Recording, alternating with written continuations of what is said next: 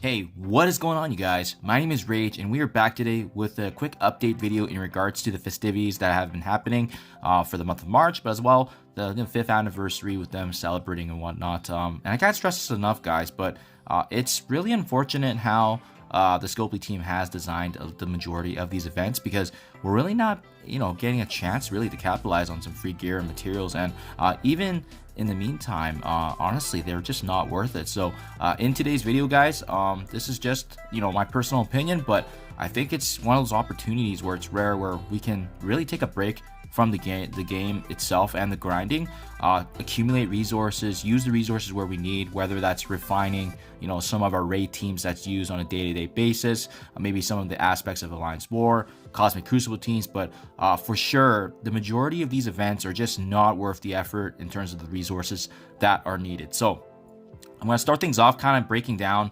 what's upcoming after I review quickly the Return to the Shadows event, because if you recall, this is the one that would have just wrapped up, I believe, today. So we hit review here. The Return to the Shadows event was basically Psylocke's event, right? Where you're spending energy in her specific event, and as well, you're going to get campaign energy and opening gold orbs in order to accumulate the points. For me, when I went through it, the only thing I really cared about at the end of the day was really just getting this milestone PDA, because if I'm able to, it was pretty easy to hit, and that's all we really need to add to the month-long event. Again, I want to amass as much materials as possible. Through the scoring, guys, I hope you guys were not using any power cores or anything whatsoever for Psylocke's event. Although it was easy to get through, if you were using power cores, this would increase the limiter that you had there, but you're using power cores in a way that you shouldn't be, right? And I don't know what it is with their intentions this month, but it seems like they just want us to use the resources that we've amassed or saved up, and that is definitely the wrong strategy here. So this game is resource management. We need to be strategic about how we can maximize the milestones, but at the same time, keep the resources that are obviously more optimal and higher priority than, say, for instance, spending campaign energy and opening something as simple as a gold orb. So hopefully you guys didn't fall into that trap. We were able to capitalize on the month-long event, but it's a lesson that I want to bring up, because this is going to kind of resonate through the remainder of the events that we see. So first and foremost, guys, before I dive into the other events, let's take a step back and look at the month-long event again. this is memory lane for the entire month of March. Even going through, guys, yes, if you have not unlocked F2P, Castro, Spider Weaver, we're going to get some pretty notable shards here over time through the month-long event, which is absolutely huge and pivotal for newer players. those that are preparing at the end of the day for the unlock of Apocalypse and getting to his saga and so forth. And even at the very end here, milestone 38, 39, 40, we start to get some really pivotal pieces here, like the augmented fully crafted gear. I think that's pretty good. Honestly, that's worth it in the long haul. And then you milestone 40, you get these 3 pieces that are going to be needed for characters like Morgan Le Fay, Spider Weaver, Deathpool, completely crafted pieces. I think they're pretty good rewards if you're able to do it. But you also don't want to be using up resources that we know they're going to be scheming and planning behind the scenes. Don't think the grind is over. This is meant to be a slow month, and we need to fully take advantage of that. So at the end of the day, am I going to lose sleep or, be disappointed that I didn't get to the end of this milestone? No, actually, for me, this is a free month. I've been definitely dialing down on playing just as of late, because of the fact that we don't have to blitz nonstop, and again, being smart with resources. I'm not going to use up my resources if I don't need to and save up, right? That brings me now to the more recent events as well as what's upcoming. So more recently, we had this charging station one, and keep in mind, this charging station is going to come another 3 instances after this. So there's 4 in total, but with charging station specifically, we're earning power cores essentially to get rewards. Honestly, the only thing that's really worth kind of going for in this milestone, as you can see, 2 days, 19 hours, time recording left, is these T2 level 4 ions, because a lot of folks are going to need this to actually get a baby Apocalypse unlock. That's probably the true underlying bottleneck that's going to prevent players from entering, right? Getting all 23 characters with these level 4 ions, that's going to be the bottleneck. But keep in mind, is this going to be, a game-changing difference if we unlock all of it? We need about 715,000 per character. So yeah, all of this does build up over time, but at the end of the day, this is not a focus. You should not be putting money into power cores just to earn it, because this is not really going to be game changing at the end of the day. It is honestly a strategy for them to utilize your power cores, and that ties into this one, right? They have a cold storage event shortly after the charging station, so the charging station comes out first, intentionally making players likely using power cores when they're generating it. But if you were strategic and planning ahead, you should have been using the power cores after the cold storage event started. And this one specifically is alliance based, so that's another frustrating aspect. They decided to put this from alliance basis, so you might be doing pretty good individually, but because it's tied to an alliance, it really is going to be dependent on how good your alliance is. So for example, with scoring specifically, it's going to be a combination of things, right? You're going to be earning Cosmic Crucible credits, as well as using Moonstone and Cosmic Crucible, who's not even in the game yet, unless you pay for the game.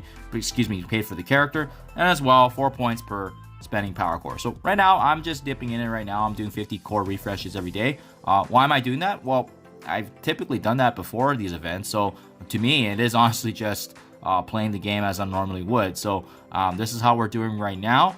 And again, we're doing pretty exceptional because of the fact that I have a good alliance. But I don't like how this event was tied to an alliance, because it does put pressure now on the alliance if they want to unlock, say for instance 20 shards of Kang in milestone 28. I don't like that aspect. And as well, it rules out some of the players that can actually even get these rewards, because if they're in a smaller alliance and they're just not active, well, even from the get-go, they're just not going to even have a chance. So there's not even that point. So at that point, better yet, just save your power cores, guys. That's really the bottom line there. And then lastly, this now leads me to the next event, which actually starts tomorrow. So kind of funny how they put all this together. And at the end of the day, what is really truly coming out of the rewards? Not much. So Commander's Cash, another preview here.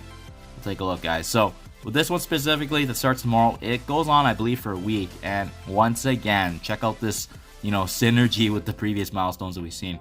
This one now is going to be spending gold. And more specifically, if you spend a power core, it's going to be 2,000 points per power core. So this has definitely more bang to your buck compared to, say, for instance, when we're using power cores for the cold storage, right? And this runs together, guys. So this one's ending in 2 days, 19 hours. This one starts tomorrow, the Commander's Cash. So yeah, just the way they've gamed it up is just not great, because you really are trying to plan everything. But even worse, guys, if you scroll down here, and we're going to get points for this specific milestone, keep in mind, it's on for a week, right? Honestly speaking, there's not much to say about it. So we'll just keep going. There's some good orange materials, but you're going to get that over time anyways. So unless you guys are crazy about Mighty Thor and Valkyrie, which, by the way, they're not really in the meta. They're not game-changing characters by any means. They're a pretty good team for as heroes, as guardians for the War Scourge, if you guys have them unlocked and built up. I mean, otherwise, would I, intentionally build these guys up if you're a newer player or mid-game? Probably not, honestly. And milestone 34 right here, it can be argued that this is a nice 5 red that's free, because I did the math itself, right? If you're spending 50 power cores per day for the week, and as well, I typically spend 2.7 million gold per day. You multiply that by a week, it's going to get you close to this milestone 34, which gives you the 5 red of Mighty Thor. So that in itself might actually be worthwhile. But again, is she a game-changing character, meta-breaking, and by any means? They're a pretty decent War Alliance team, but otherwise, they don't really have much value anywhere else. They can be feasible for War Scourge, but again, there's other options in War Scourge as well. And then after that, guys, I mean, I guess you could argue that this 70k at 80 million points, right? But then at the end, again, it's just not worth it, with the sense that it's 80 million points. And I bet you anything that people are just still gonna go ham and go crazy for this. But this milestone 40 is just honestly not worth it. This is an event that's gonna be running for a week. You're honestly better off just saving your power cores, or like I said, guys, if you're intending on just getting the access to this 5 red for Mighty Thor, that's where I would stop personally. But she's not even a character I would recommend building up anyway. So yeah, it's just not looking great, guys. That's why, we have to take advantage of what's available, get the rewards that we can get without changing the way we play. But at the end of the day, these are all events that are really intending for us to use our resources. So no, my power cores probably won't dip down. My gold usage probably won't dip down. because I have most of my guys ready to go here for Baby Apocalypse. So yeah, just my 2 cents, guys. Be careful with your resources right now, because typically when they do this, there seems to be events following where it does utilize the same resources afterwards, and this could be putting us in a position where we're not ready for those events, especially once tied to limited release characters, right? So just keep that in mind, guys. I think for this month, to be safe, I'm definitely not going to be utilizing my resources. I don't need the 5 red Mighty Thor, so I'm honestly probably just going to coast. Not even power core. I obviously spend 2.7 million gold per day. I want to keep that up just because I do like the value add when I go to a golden opportunity, and there's a logic to this, guys. I'm slowly building up my ISO green, but as well, it's typically my average that I've calculated where I can maintain my gold balance without dipping. But you guys can figure that out for yourselves and see where you're at and see what works best. But my personal recommendation, thank you as always, guys. Do let me know what you think in comments below, and I'll catch you guys in the next one.